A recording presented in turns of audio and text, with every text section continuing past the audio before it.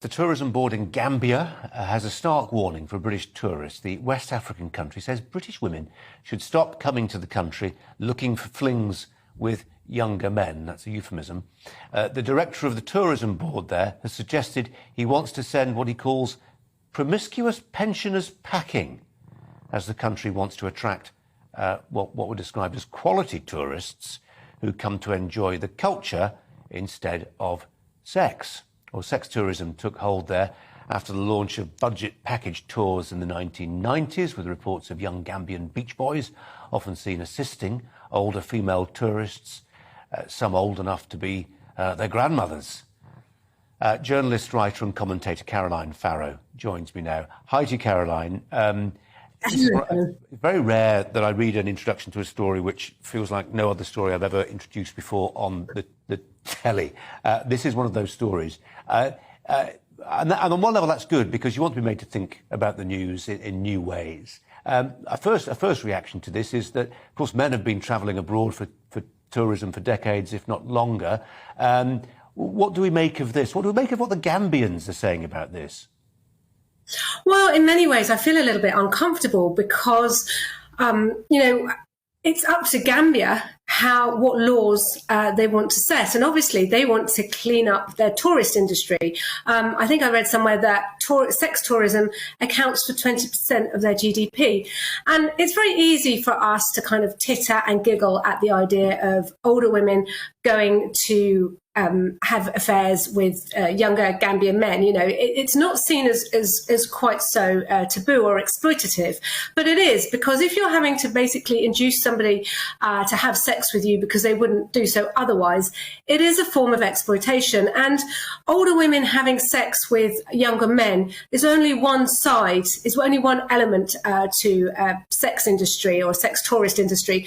So we also are seeing reports in Gambia of younger and younger children, including girls as young as 8, becoming recruited into this trade.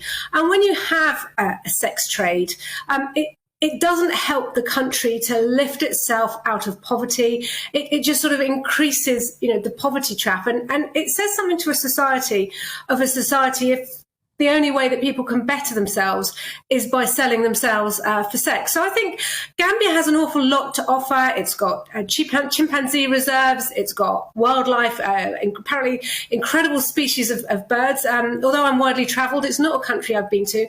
And I think good for them, actually. I mean, Africa is a socially conservative continent.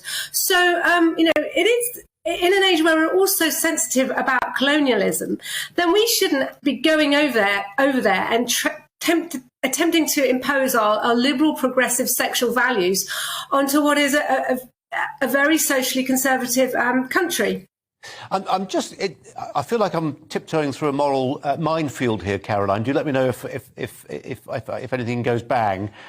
How does it differ? I'm sorry, again, trying to think it through. How does what you've described differ, say, for instance, from groups, very large groups, of young male and female Brits going to a part of the world which is socially conservative and being promiscuous? I mean, they are taking with them a set of moral code which is, doesn't sit comfortably with that of the country which they're visiting.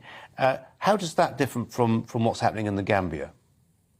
Well, of course, when groups of young men and women, sexually promiscuous young men and young women, go to these conservative countries, they often do find themselves a cropper. We're always reading about stories, particularly in the Middle East.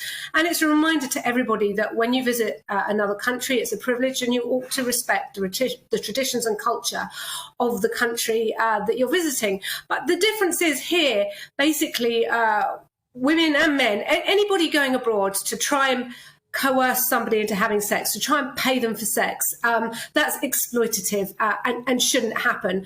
I think it's a different kind of morality. And, the same applies in an age of female equality. Let's hold women and men accountable to the same standards. So just as it's not okay for men to go over to Thailand, I know that's a very common country, to procure younger children for sex, just as it's not okay for men to go to wherever to procure young women for sex and to pay them, the same standard applies to women.